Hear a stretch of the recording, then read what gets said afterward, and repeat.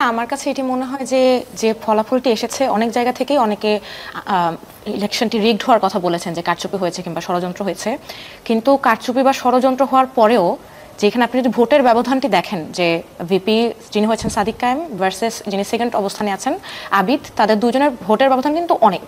সুতরাং কারচুপি হওয়ার পরেও এটা আমাদের মেনে নিতে হবে যে ঢাকা বিশ্ববিদ্যালয়ের শিক্ষার্থীরা আসলে শিবির সমর্থিত প্যানেলকে বেছে নিয়েছে।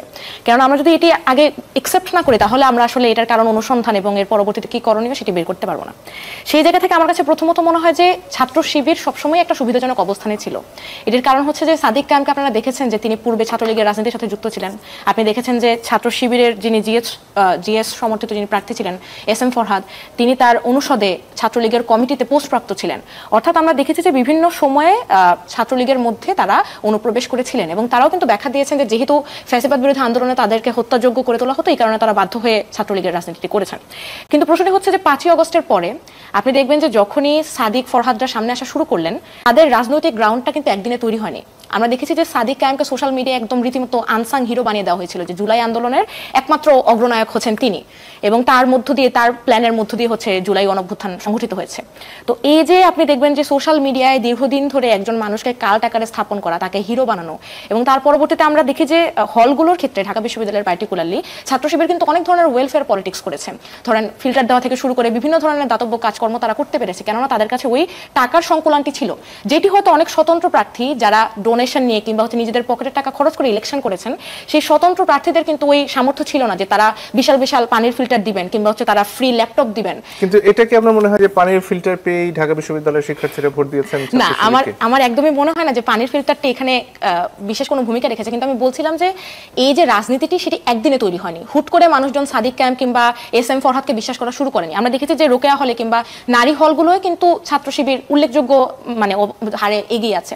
এটার কারণটি হচ্ছে যে আপনি দেখবেন ছাত্র শিবির এই পুরো ডাকসু ইলেকশনের সবচেয়ে চমৎকার বিষয় হচ্ছে যে তারা শিবিরেও কোনো আচরণই করেনি। আপনি দেখবেন যখন সাদিক কায়েম কথা বলছেন তার পাশে বসে আছেন ফাতিমা তাসলিম জুমা কিন্তু আমাদের মতো পোশাক পরা, শাড়ি পরা, তার মাথায় কাপড় দেওয়া নেই, তিনি পর্দা করছেন না ঠিকঠাক মতো, যেটাকে ঠিকঠাক মতো বলে। তো সেই জায়গা থেকে যখন আমরা শিবিরের বিরুদ্ধে বিভিন্ন ধরনের কথা শুনতাম যে আসলে তারা নারীদেরকে সম্মান করে না কিংবা হচ্ছে তারা চায় নারীরা ঘরের ভেতরে থাকুক, তারা চায় নারীরা পর্দা করুক ইত্যাদি ইত্যাদি, ছাত্র শিবির কিন্তু তাদের আদর্শের বাইরে গিয়ে এসেই কিন্তু এই ডাকসু ইলেকশনটা জিততে চেষ্টা করেছে।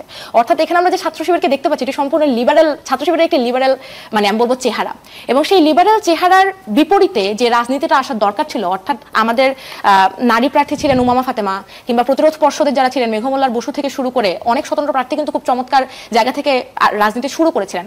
আমার কাছে মনে হয় যে সবচেয়ে বেশি এখানে মানে ফলাফল আশানুরূপ না হওয়ার কারণটি হচ্ছে ঢাকা বিশ্ববিদ্যালয়ের শিক্ষার্থীদের পালসটি ধরতে না পারা। এখানে একটা আদর্শিক রাজনীতি সামনে নিয়ে আসার কথা হচ্ছে, স্বাধীনতা বিরোধীদের তকমা দেওয়া হয়েছে এবং সেই ব্যাপারে বিএনপির সমর্থিত প্রার্থী যারা ছাত্র দলের প্রার্থী, তাদের রাজনীতিটা কি আসলে অনেক ক্ষেত্রে আওয়ামী লীগের রাজনীতির মতো শোনা গেছে এই ক্ষেত্রে?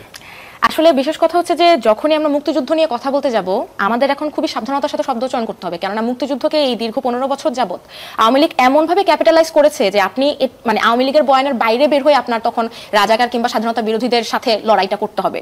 আমরা দেখলাম যে ছাত্র শিবির কিন্তু ঢাকা বিশ্ববিদ্যালয়ে অনেকবার স্লিপ করেছে, অসংখ্যবার। তারা হচ্ছে টিএসসিতে সেই রাজাকারদের ছবি টাঙানো থেকে শুরু করে তাদের পুস্তকে মুক্তিযুদ্ধকে অবমাননা থেকে শুরু করে বিভিন্ন কাজকর্ম কিন্তু তারা করেছে। কিন্তু যখনই আমি সেটির প্রতিক্রিয়াশীল রাজনীতিটি করতে যাচ্ছি, একটা প্রতিক্রিয়াশীল রাজনীতির পরিবর্তে আপনি যদি আরেকটা প্রতিক্রিয়াশীল রাজনীতি করেন তখন আসলে শিক্ষার্থীরা সংঘাতটি বেছে নিতে চায় না, যেটি আমরা দেখলাম। কেননা আপনি যখন শুধুমাত্র ভাঙার কথা বলবেন, আপনি কি নির্মাণ করছেন, শিক্ষার্থীদের সামনে আপনি কি আনছেন, সেটা অনেক গুরুত্বপূর্ণ বিষয়। এবং আমি আরেকটি কথা বলবো যে আমার কাছে মনে হয় এই নির্বাচনে সোশ্যাল মিডিয়া এবং টিভি মিডিয়াগুলো খুবই গুরুত্বপূর্ণ ভূমিকা রেখেছে। আপনি দেখবেন যে সোশ্যাল মিডিয়ায় যেভাবে বট বাহিনী থেকে শুরু করে যেভাবে স্পন্সর্ড পোস্ট, বুস্ট পোস্ট করে, মানে আমরা দেখলাম যে একটি প্রজনন কেন্দ্র নামক একটি গ্রুপেও সাদিকের হচ্ছে ভিপি পোস্টের প্রচারণা হয়েছে, যেখানে আসলে যেটার সাথে ডাকসু নির্বাচনের কোনো সম্পর্কই নেই।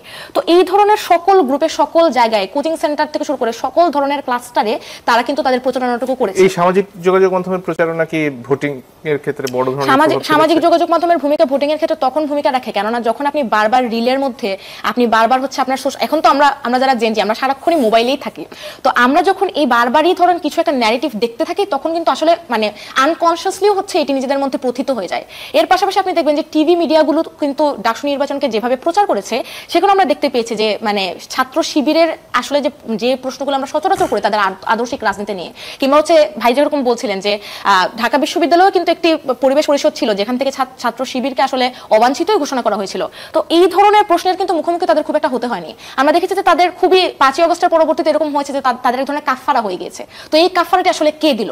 এই ধরনের প্রশ্নের উত্তর না করে যখন আপনি কাউকে হিরো হিসেবে সকলের সামনে তুলে ধরবেন এবং তাকে সেলিব্রেট করবেন, সেটির উত্তর আসলে ব্যালটের মাধ্যমে সেক্ষেত্রে দিয়েছে।